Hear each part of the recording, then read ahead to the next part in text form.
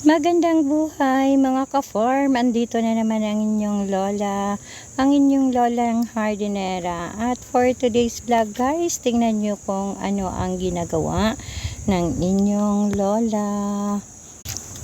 So guys, no, ayan yung ating ginagawa ngayong hapon na ito. Kasi naturally guys, kaninang umaga pa ito. Pero dahil sa umambon, so nag-stop muna ako at binalikan ko ngayong hapon ito.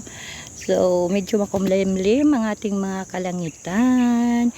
Ayan mga guys, ito na yung aking string beans. At ang ginagawa ko ngayon guys, ako ay nagtataying. So, ayan na yung ating taying. Yan yung aakyatan ng ating string beans.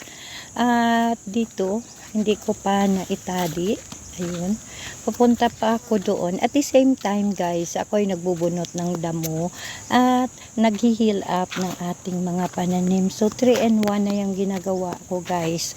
Nagtatali, dadamo at nag-heal up. So ayan guys, makikita nyo malaki na kasi sila. So next week makikita nyo umabot na yan doon sa itaas kasi ang ating string beans guys ay 45 days lang mamumunga na sila.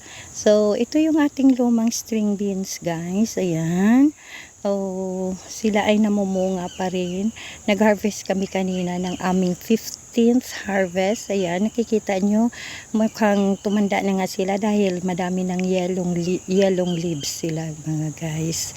So, dito, di nagtatrabaho. Kasama ko yung aking partner. Doon siya sa dulo ng aming mga talungan. So, ito yung aming talungan guys. Ayan.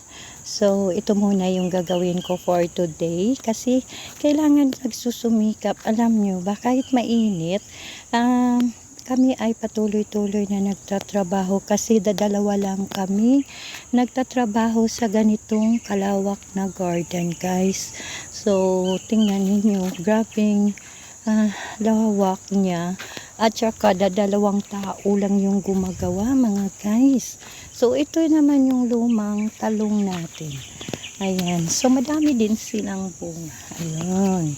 So mamaya pipicture ko kayo sa mga bago nating tanim na talong. At dito guys, nakaugalian kong magtanim ng kahit anong madadampot ko. Yung mga tumutubo at sa lupa. Para at least meron talaga kaming maha-harvest. Ayun. So, dito meron tayong plastic mulch at madami ng damo guys.